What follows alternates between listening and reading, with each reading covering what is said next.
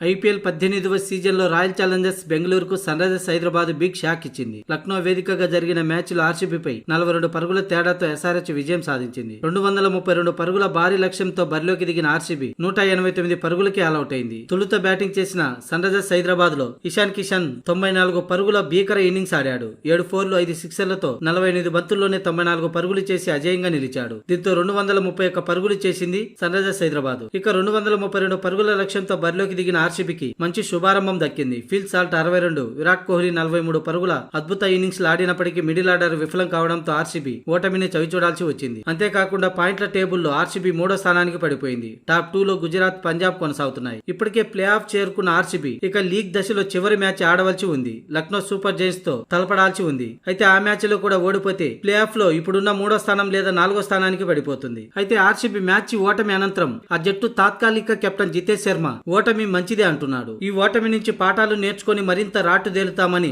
రాబోయేది కీలకమైన play of match లో ప్రగట్బందీగా బరిలోకి దిగుతాం. ఈ మ్యాచ్ లో ఓడినా మేం బాగానే బ్యాటింగ్ చేశాం. ఈ మ్యాచ్ లో మాకు అదే సానుకూల అంశమని జితేష్ శర్మ చెప్పుకొచ్చాడు. అలాగే పేలవ బౌలింగ్, చెత్త షాట్లు తమ విజయావకాశాలను దెబ్బతీశాయని చెప్పాడు. గెలిచే పరిస్థితుల నుంచి ఎలా ఓడిపోయామో అర్థం కావటం లేదని, మేం బౌలింగ్ లో 20 నుంచి 30 పరుగులు అదనంగా ఇచ్చాం. అయినా బ్యాటింగ్ లో మెరుగైన ప్రదర్శన చేశాం. కానీ ఓడిపోయినా మాకు మంచే జరుగుతుంది. ఎందుకంటే వరుస విజయాలతో ముందుకు సాగుతున్న తమకి రాబోయే కీలకమైన ప్లే ఆఫ్ లో కఠిన సవాళ్లు ఎదుర్కొనేందుకు గాను ఈ ఓటమి నుంచి పాఠాలే మాకు ముందుకు సాగేందుకు ఉపయోగపడతాయని జితేష్ శర్మ పేర్కొన్నాడు.